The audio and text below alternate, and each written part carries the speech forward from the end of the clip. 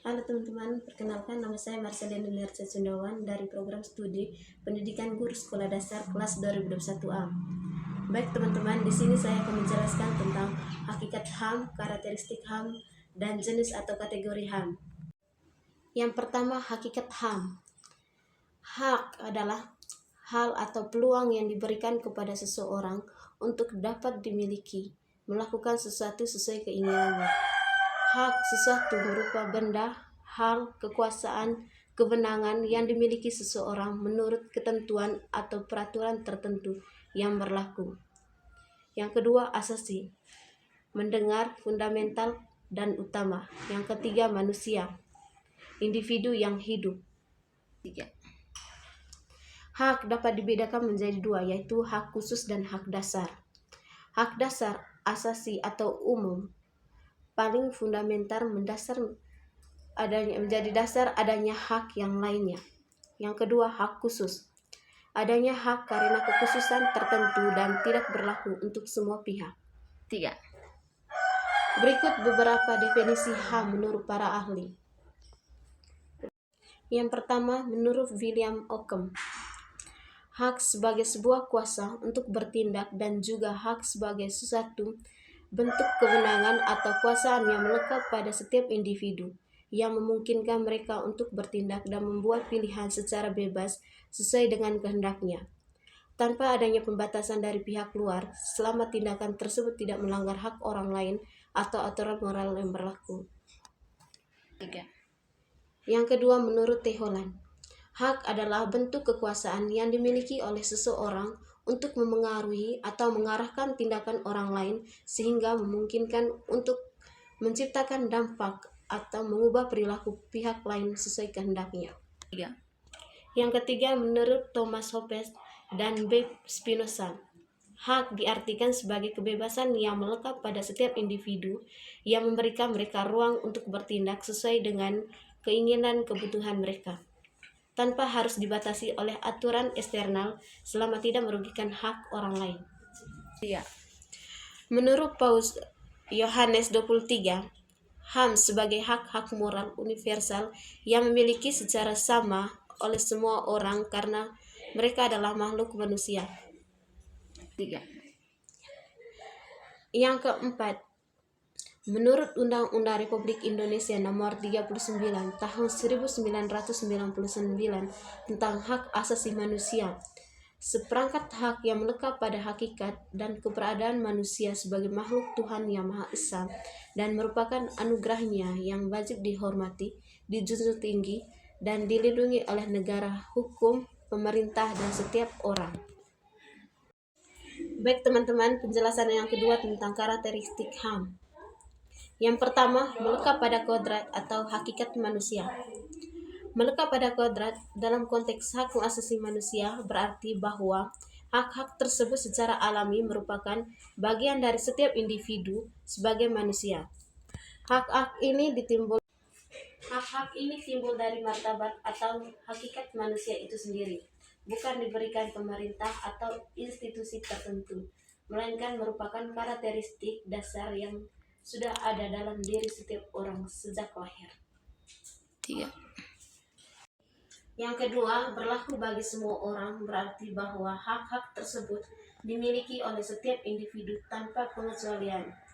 HAM bersifat universal dan tidak membedakan antara ras, agama, jenis kelamin, kebangsaan, atau status sosial. Semua orang, dimanapun mereka berada, memiliki hak-hak dasar yang sama hanya karena mereka adalah manusia. 3. Yang ketiga, keluhuran martabat manusia.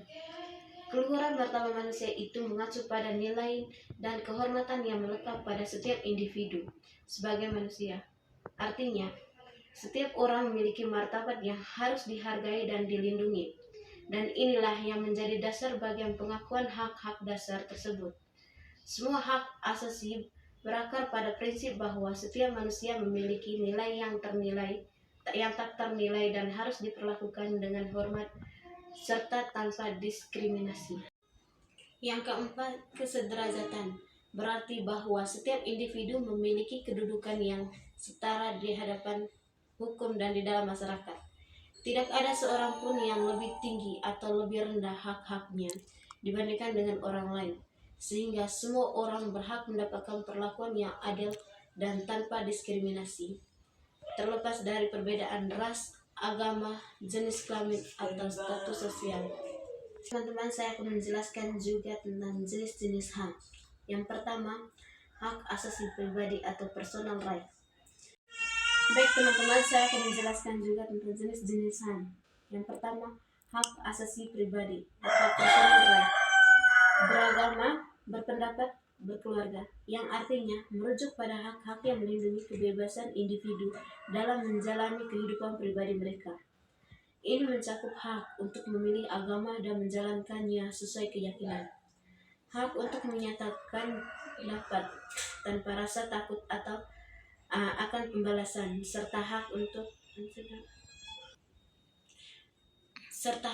membentuk keluarga dan mengatur kehidupan rumah tangga sesuai keinginan masing-masing.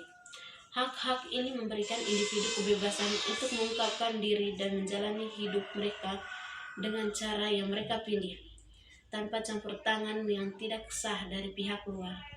Asasi ekonomi atau ekonomi right. Hak milik, hak jual beli, hak atas pekerjaan, hak mendapatkan tunjangan, merujuk pada hak-hak yang memberikan individu kebebasan untuk mengakses dan mengelola sumber daya ekonomi. Ini mencakup hak untuk memiliki properti pribadi, hak untuk membeli dan menjual barang atau jasa, hak untuk memilih pekerja sesuai keinginan dan kemampuan, serta hak untuk menerima imbalan atau tunjangan yang layak atas pekerjaan yang dilakukan. Hak-hak ini memastikan bahwa setiap orang dapat memenuhi kebutuhan hidupnya dan berpartisipasi dalam aktivitas ekonomi dengan cara yang adil dan setara. Yang ketiga, hak asasi politik atau political right. Ikut serta dalam pemilihan, dipilih atau memilih, mendirikan parpol, bersuara, mengacu pada hak individu untuk berpartisipasi dalam proses politik dan pemerintahan. Ini termasuk hak untuk ikut serta dalam pemilihan umum, baik sebagai pemilihan maupun calon yang dapat dipilih. Hak untuk mendirikan dan bergabung dengan partai politik, serta hak untuk menyuarakan pendapat serta secara bebas terkait isu-isu politik. Hak-hak ini memberikan individu kebebasan untuk terlibat dalam sistem politik, mempengaruhi kebijakan publik, dan berkontribusi pada kehidupan demokratis dalam masyarakat. Yang keempat, hak asasi hukum atau legal right. Sama di depan hukum. Mendapatkan legalitas hukum merujuk pada hak yang memastikan setiap individu diperlakukan setara di hadapan hukum.